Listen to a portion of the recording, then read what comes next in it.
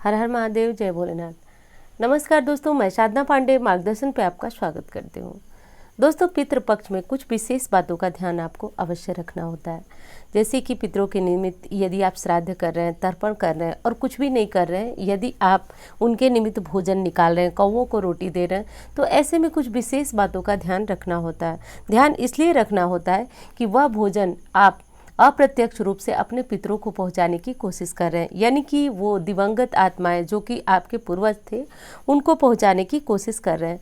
तो उसमें कुछ विशेष बातों का ध्यान रखा जाता है। तो यदि आप अपने पितरों का श्राद्ध करने वाले हैं, कर चुके हैं, या फिर जो भी उनके निमित्त कर रहे हैं, तो उसमें कुछ विशेष बातों का ध्यान रखना चाहिए।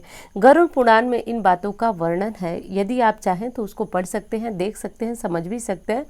वैसे ये जो बातें हैं विशेष हैं, जो कि मैं बड़ी आसानी से आपको इस वीडियो में बताऊंगी।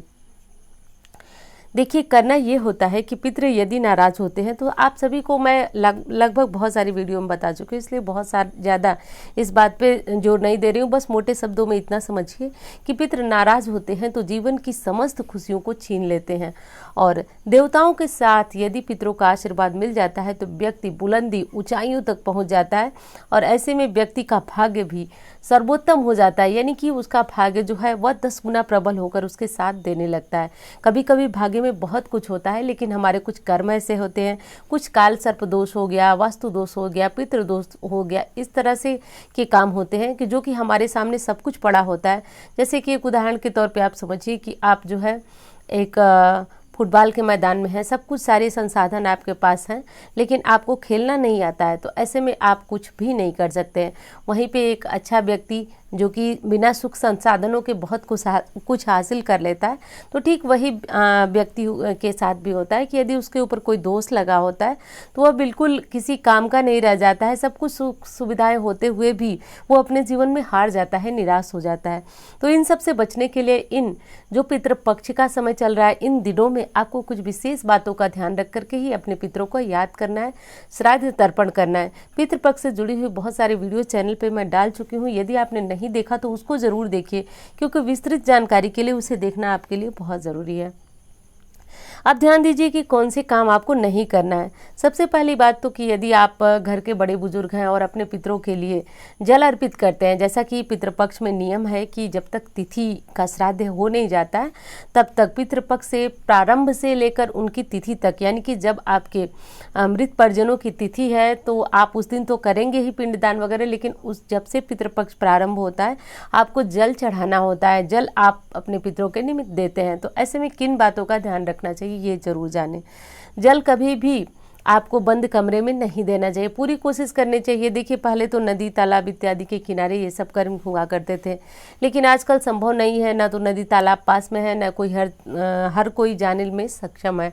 तो ऐसे में खुले आसमान के नीचे, जैसे छत पे, बालकनी में, ऐसे स्थान पे आप जो है ये कर्म करें। इससे पितरों को प्रसन्नता होती है और उन्हें ये जल ग्रहण करने में समस्या नहीं आती है। इस बात का ध्यान रखें। जिस दिन आपके पूर्वजों की तिथि रहती है उस दिन आप जो है ब्राह्मण भोज कराते हैं। यदि नहीं कराते हैं तो उसके भी उपाय मैं अपनी वीडियो में बता चुकी हूँ, लेकिन यदि आप कराते हैं तो उस ब्राह्मण को इतना अधिक भोजन देकर संतुष्ट कीजिए कि उनको भोजन करने के बाद थाली में कुछ शेष बचा रहे, और वो बचा हुआ भाग अब ऐसे स्थान पर रखें जहाँ से कौवे उसे ग्रहण कर सकें। और कौवों के ग्रहण करने से साक्षात रूप में कहा गया है कि कौवे के द्वारा ग्रहण किया गया कुछ भी अन्न का अंश हमारे पितरों तक पहुँचता है। और जाहिर सी बात है कि जब पितृ लोक से पितृ इस समय इन दिनों यानी पितृपक्ष के दौरान आपके यहाँ आपके दरवाजे पे होते हैं, तो उनको कुछ न कुछ किसी न किसी भांति संतुष्ट यदि आप कर दिए तो पितृ के संतुष्ट होने से आपका भाग्य तो प्रबल होता ही है, लक्ष्मी की कृपा भी आने लगती है। क्योंकि यदि घर में कोई दोष होता है, वास्तु दोष, पितृ दोष, कोई भी दोष हो, तो सबसे पहले तो लक्ष्मी का आवागमन रुक जाता है। तो उसके लिए इन बातों का आपको ध्यान जरूर रखना चाहिए। जब आप श्राद्ध के लिए भोजन तैयार कर रहे हैं तो उसमें लोहे के बर्तनों का प्रयोग बिल्कुल वर्जित है। लोहे के बर्तन या फिर लोहे की कढ़ाई, लोहे के तवा का प्रयोग जो है इन भोजन बनाते समय आपको बिल्कुल नहीं करना है। कारण ये होता है कि लोहा अपवित्र धातु मानी जाती है और पितरों के निमित्त पीतल बहुत श्रेष्ठ माना जाता है। तो संभव हो तो जितने बर्तन पीतल के हो उनका इस्तेमाल इससे करें, इससे पितरों की प्रसन्नता आपको प्राप्त होती है। अगली चीज़ कि जब आप पितृपक्ष में भोजन बनाएं तो एक चीज़ का ध्यान रखें, पहली रोटी गौ के लिए ज़रूर निकालें। वैसे तो हमेशा निकालते हैं, तो इसके फ़ायदे मैं बहुत सारे बता चुकी हूँ आपको। हमेशा निकालते हैं तो काफ़ी श्रेष्ठ है और निकालना भी चाहिए। हम मनुष्यों को कोई अधिकार नहीं है कि हम बिना निर्जीव जीवों को भोजन करें। बहुत ज़्यादा आप नहीं कर सकते। निर्जीव का मतलब ये मत समझिएगा कि जिनमें जीव नहीं है। मेरे कहने का मतलब था निरीह, यानी कि जो अपने भोजन का स्वयं इंतज़ाम नहीं कर सकते हैं, तो उनके लिए आप जो है भोजन कुछ न कुछ ज़रूर निकालें। तो जैसे कि गाय के लिए पहली रोटी निकालें और कुत्ते के लिए घर की अंतिम रोटी, यानी कि रात्रि में जो रोटी बनती है उसके बाद की अंतिम रोटी आप कुत्ते के निमित्त ज़रूर निकालें। इससे जो है कुत्ते से आपके ग्रह भी शांत होते हैं और इस समय जब पितृपक्ष प्रारंभ है तो आपके पितृ भी संतुष्ट होते हैं। दिन में किसी भी समय आप जो है कौवों के लिए चाहे तो कुछ दाना डालें, चिड़ियों के लिए दाना डालें, कुछ पानी की व्यवस्था करें, कुछ न कुछ रोटी भोजन का अपने अंश जो है तोड़ करके छत पे या ऐसे स्थान पे डालें जहाँ पे कौवे और चिड़िया आकर के उन भोजन को ग्रहण करती हैं। श्राद्ध पक्ष की में ऐसा कहा गया है कि किसी भी रूप में आपके पूर्वज आपके यहाँ आकर के आपसे मदद मांग सकते हैं, चाहे वो चिड़िया हो गया, कौवे हो गए, किसी व्यक्ति विशेष के रूप में भी वो आते हैं। तो ऐसे में ध्यान रखें, कोई भी दरवाजे पे याचक यदि आता है तो उसको पूर्णतया संतुष्ट करने का प्रयास करें।